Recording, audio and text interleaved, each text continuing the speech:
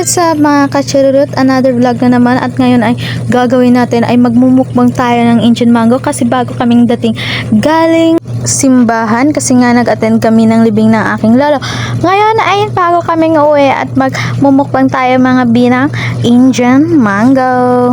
By the way nga mga kachururut, naisipan kong bumili ng bagoong dahil nga pang ulam ko araw-araw dito sa bahay pero naisipan kong humingi sa kapitbahay ng Indian mango para mapakinabangan naman yung 120 na ginastos ko, no? Kasi nga may nagtinda dito sa amin ng bagoong kahapon kaya ako'y bumili ng bagoong kaya ngayon ay magbabalat na tayo ng Indian mango para makakain na tayo. Lipat natin ang camera para kita namang nagbabalat tayo is real na nagbabalat tayo ng Indian mango. Dilaw na pala ang Indian mango na nakuha ng aking partner. I-fast forward na lang natin para mas mabilis. O diba, tapos na, sobrang bilis lang, diba? Uy, babalik na natin yung kutsilyo sa kanyang lalagayan kasi baka pagalitan na naman tayo kapag hindi natin nabalik yan. Uy, kaya ngayon sisimulan na natin kumain ng bagoong with Indian mango na ating kinuha sa ating kapitbahay. Kaya buksan na natin ngayon ang ating bagoong kasi nga tayo ay kakain na ng Indian mango. Kinikilig nga ako dyan kasi nga paborito ko ang bagoong day. Nakikita nyo nga kung gaano siya kasarap at kung gaano siya kayami mga inday ko. Sobrang sarap talaga at sobrang anghang neto. Sa sobrang sarap neto ay mapapapili ka na talaga ng isa pa. Kaya itatry na natin kung gaano siya kasarap. Wow, sobrang yummy. At sobrang enjoy nga ako dyan kasi nga sobrang sarap ng kanilang bagoong at nadala pa ng Indian mango na sobrang tamis. Pero mga kachirurot ay may mali ata sa pagkakain ko nito kasi nga sobrang dilaw ng Indian mango at hindi ko na-feel yung asim kasi nga sobrang tamis ng Indian mango na to. Kasi nga mga kachirurot hindi nga ako masyadong kumakain ng matamis kasi nga gusto ko yung maasim. Nakikita nyo nga yung reaction ko dyan ay ito lang ang reaction ko. Sobrang anghang pala na itong bagoong na ito. Pero wala na akong magagawa kasi nga sobrang tamis na itong Indian mango na ito. Hindi ko nga ma-feel yung maasim na Indian mango. Lalagyan na lang natin ng music background kasi nga ako'y nabubulol na sa kaka-record ng aking mga salita na ibabanggit.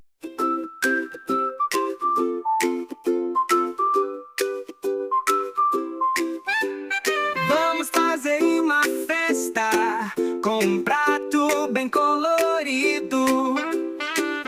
Tem fruta, tem verdura, que gostoso, que divertido. Tem maçã e tem banana, que são docinhas e muito legais. Tem cenoura e espinafre, que nos dão superpoderes. Pangalawang Indian mango na nga ito ang aking kakainin mga kacharurot. Hindi naman siguro magsasakit ang tiyan natin yan mga bi. Ouchie na lang tayo pag sumakit mamaya ang ating tiyan. Parang unggoy nga ako na kumakain dyan ng mangga mga kacharurot. Tinatakam ko nga ito mga kacharurot ang bagoong kasi nga sobrang sarap parang hindi na ako makakatulog charot. Kasi nga sa halagang 120 ay sobrang anghang at sobrang masarap na kainin tuwing umaga at tuwing tanghalit gabi. Uy, wag naman baka ma-hospital ka.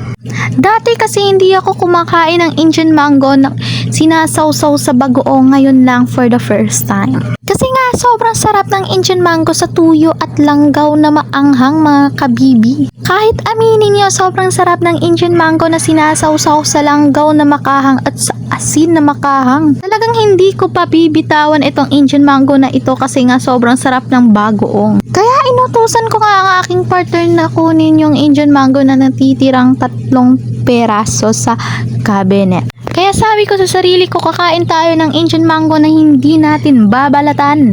Huhugasan lang natin katulad ng hinugasan mo dati. Charot! Kaya kakain tayo ng hindi nababalatan ng Indian mango kasi tamad lang ako dahil. Napansin ko nga sa bawat nguya ko, ito pala ay sobrang matigas. Ako na nga tatapusin ang video na ito kasi nga maglolobat na ang aking cellphone. Kaya babush muna mga kachururut. See you next time!